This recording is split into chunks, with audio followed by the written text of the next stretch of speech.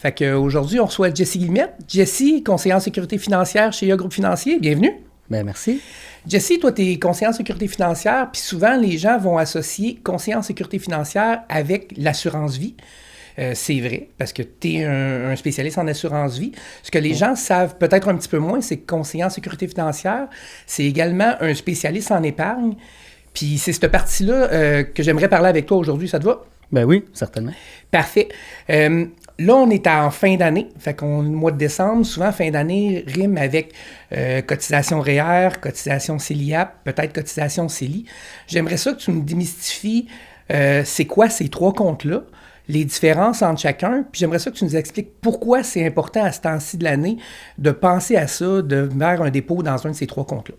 Oui, bien c'est certain, tu sais, le CELI, là, c'est le compte que tout le monde connaît. Fait que tout le monde a un CELI, soit l'institution financière qui est souvent mal utilisée dans cette situation-là. Mais ça, c'est un autre sujet. Et puis, tu sais, REER aussi, c'est très bien connu. Les gens pensent que c'est pour la retraite. C'est pas nécessairement le cas. CELIAP jumelle les deux gros avantages. Fait que le rendement à l'abri de l'impôt, puis le crédit d'impôt aussi associé au REER. Le CELIAP vient vraiment jumeler les deux. La grosse différence, par exemple, entre CELIAP et REER, c'est que le CELIAP, on a jusqu'au 31 décembre de l'année pour cotiser puis diminuer notre revenu imposable de 2025. Tandis que le REER, ben, on a tout le temps les 60 premiers jours qui donnent début mars environ habituellement. Là. Fait qu'on pourrait venir diminuer notre revenu de 2025 même en cotisant en 2026. Ce que la plupart des gens font pas mal à toutes les années quand ils ont un REER. Là. C'est rare qu'ils cotisent toute l'année, c'est souvent dans les 60 premiers jours. C'est l'IAP, on peut pas se permettre ça. Il faut vraiment calculer avant la fin de l'année. Donc, présentement, ce qu'on devrait prioriser, c'est notre CELIAP parce que ça finit à la fin du mois. Exact. Tout le monde qui est admissible puis qui a besoin de diminuer son revenu cette année, c'est certain que c'est quelque chose à regarder là, très rapidement. Puis deuxième option, le REER. Et lui, la date de terminaison, c'est? 60 premiers jours. Fait que c'est souvent 1er ou 2 mars, là, tout dépendant de l'année, s'il y a un 29 février, mais c'est 60 jours au début de l'année. OK. Puis, on parlait de l'année, justement, on voulait en profiter pendant que tu es là pour faire un petit retour sur 2025. Oui. Ça a été une bonne année, une mauvaise année en épargne, selon toi? Ça a été une année qui a testé beaucoup de profils d'investisseurs cette année. Tu sais, il y a des gens, ils n'ont pas nécessairement le bon profil, puis c'est probablement cette année qu'ils s'en ont rendu compte. Mais, tu sais, ça a été une année majoritairement très bonne. Pas comme les 2 dernières années, mais une année là, meilleure que la normale. Ce qui a pu un petit peu biaiser cette opinion-là, c'est le début d'année. Il y a eu des menaces de tarifs de la part des États-Unis. Il y a eu les tarifs qui sont rentrés en place, puis tout ça.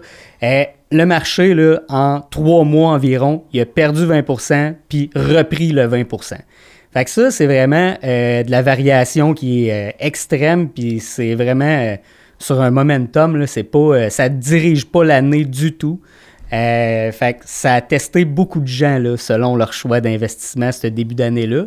Mais on devrait finir 2026 là, en très, très bonne position quand même. 2025.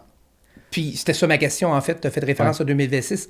Est-ce qu'on devrait s'attendre à peu près au même genre d'année en 2026? Ce serait quoi ton conseil pour les gens qui veulent investir pour 2026? Bien, le meilleur conseil, c'est de juste continuer à investir sans se soucier de ce qui va arriver dans le futur. Parce que, comme le début de l'année, personne ne pouvait le prévoir si c'est passé. Puis finalement, ça va avoir juste été un coup de vent, ça n'aura pas été grave. Fait que finalement, les gens qui ont continué à investir pendant cette baisse-là, puis qui ont acheté à rabais pendant le mois et demi, 2 mois que c'était à la baisse, ben ils ont vraiment été chanceux parce que quand ça a commencé à remonter, ben c'était juste exponentiel leur gain là, par rapport à s'ils avaient attendu de vraiment timer le marché. Puis c'est ce qu'on ne devrait pas faire pour 2026. Là. On ne devrait jamais essayer de timer le marché. Puis, tu sais, c'est pas vrai qu'après 3 bonnes années, on est dû pour une mauvaise année. On peut jamais le savoir, là, combien de temps ça peut durer. Hein. Fait que ton conseil, dans le fond, c'est soyez présent, investissez régulièrement. Comme ça, ben, vous allez pouvoir profiter des autres. Comme tu disais, timer le marché, c'est rarement une bonne idée parce que personne ne peut prévoir ce qui va se passer. Puis souvent, ben, quand on entend parler à la télé, il est déjà trop tard. Il est trop tard, c'est certain.